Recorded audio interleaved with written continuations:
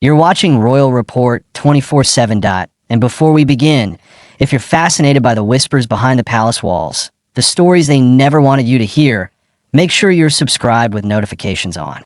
What we're about to reveal isn't just another headline.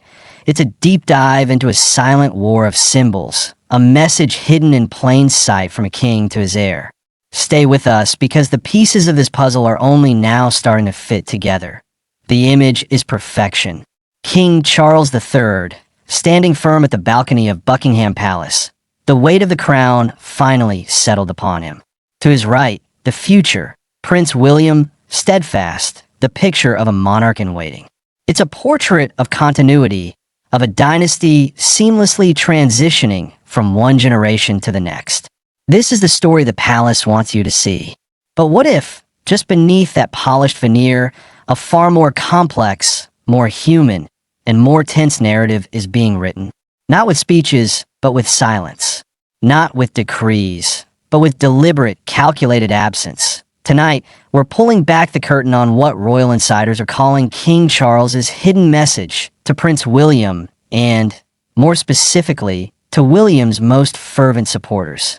This isn't about public spats or leaked letters. This is about the chilling language of protocol, the subtle art of sidelining, and a series of recent, glaring omissions that have left courtiers whispering and commentators connecting dots that paint a startling picture of a father quietly, firmly, reclaiming his authority. Now, according to a source described as a senior palace aide who spoke on strict condition of anonymity, this surge of what's being termed Team Cambridge sentiment, though outwardly flattering, created an unforeseen problem. It subtly, perhaps unintentionally, diminished the reigning monarch. The narrative became less about the king and his heir, and more about waiting for William. Comparisons were made, often unfavorably for Charles, about style, about family life, about modernity. The king, who waited a lifetime for this role, found his reign, in some corners, being spoken of as an interlude. But the real message, sources suggest, was sent in the months that followed. Look at the official royal website. A mundane detail? In the monarchy, nothing is mundane. Following a recent overhaul, the layout is unequivocal. King Charles III and Queen Camilla dominate the homepage. To find Prince William, you must scroll. To find his children, you must click further. This digital pecking order, approved at the highest level, is a cold, hard reset of the public narrative. It is a constant, silent reminder. There's one crown, one court, one source of royal authority. Then, examine the distribution of patronages. When charities and military affiliations held by the late Queen needed reassignment, the expectation among William's circle was that some of the most prestigious would naturally flow to the future king. Yet, reports indicate that Charles has been slow, deliberate, almost possessive in this redistribution. Many have been absorbed into his own portfolio or placed on hold. The message in this, a former courtier explains, is one of control. But perhaps the most emotionally resonant piece of this puzzle involves the Princess of Wales. Catherine, beloved and seen as the monarchy's greatest modern asset, has found her path subtly altered. Long-planned initiatives, particularly in early childhood development, her life's work, have reportedly been asked to align more directly with the broader, pre-existing themes of the king's reign. It's not a blockage, insider stress, but a gentle, firm steering. Her star is allowed to shine, but within the constellation he defines. The autonomy of the Cambridge court that flourished in the final years of Elizabeth's reign is being gently, systematically, reined back into the central fold. Why now? Why would a father seemingly check the rise of his own son, the very man destined to follow him?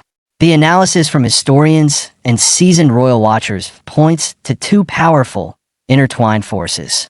First, the ghost of history.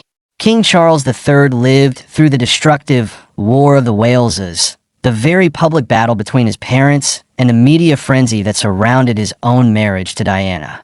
He saw how competing courts within the palace can shatter a family and erode the mystery of the monarchy. His reign, he is determined, will not have two sons. There will be no confusion about who sits on the throne. Second, And more pressingly, is the Harry and Meghan effect. The explosive interviews, the documentaries, the memoirs, they all stemmed, in part, from a perception of inequality, of being sidelined, of their brand being controlled by the institution. From Charles's perspective, allowing a separate, powerful William and Catherine brand to operate with too much independence is the same dangerous precedent, just from the other side. It creates a competing power center. By centralizing authority, by making it clear that all royal influence flows from him, Charles is trying to suture the very wound that he believes caused the rupture with his younger son. He is applying a lesson learned in the most painful way possible, even if it creates new, quieter tensions.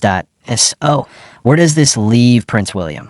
Insiders describe the heir as pragmatic, understanding the constitutional reality, but also protective of his wife's work and his family's space.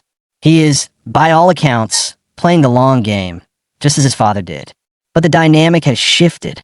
The easy collaboration of the past is now layered with a new, unspoken formality.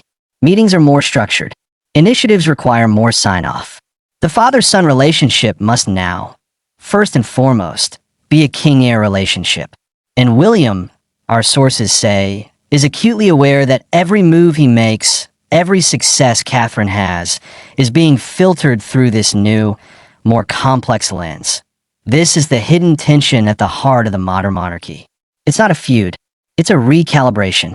It's a king in the final, defining chapter of his life, asserting the full majesty of the role he sacrificed so much to attain.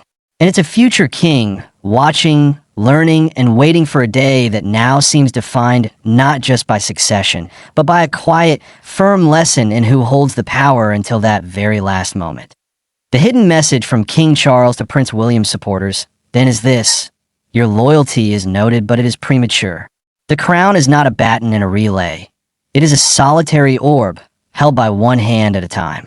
The reign of Charles III has begun, and he will not allow it to be overshadowed, even by the brilliance of the dawn that follows. The corridors of power are long, and the echoes within them carry secrets for decades. This story is still being written, with every balcony appearance, every website update, every reassigned patronage. If you want to be among the first to decipher the next hidden message, to understand the silent language of the monarchy, then your support is what makes this channel possible. Subscribe to Royal Report 24/7, ring the bell, and share your thoughts in the comments below. Who do you think holds the real power in this silent standoff? The king on the throne, or the future in the wings? We read every comment, and we'll be here, watching closely, ready to bring you the next chapter. Until then, this is Royal Report 24/7, signing off.